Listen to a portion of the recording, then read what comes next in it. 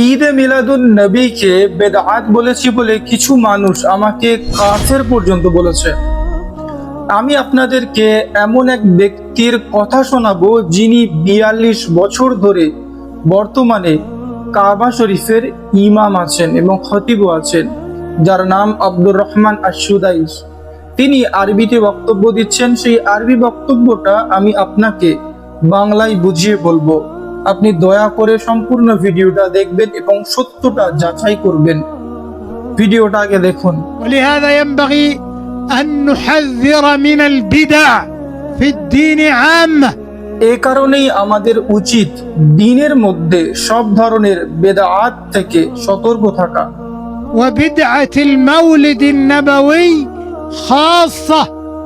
এবং বিশেষ করে ঈদে মিলাদুন নবীর বেদাআত থেকে সতর্ক থাকা। فليس عليها دليل من كتاب ولا سنة ولا فعل الصحابة ولا القرون المفضلة। কারণ এর পক্ষে কোরআন সুন্নাহ, সাহাবাদের আমল এবং উত্তম যুগের আমলে কোনো প্রমাণ পাওয়া যায় না। فيسعنا ما وسعهم। অতএব তাদের জন্য যা যথেষ্ট ছিল আমাদের জন্য তা যথেষ্ট হবে।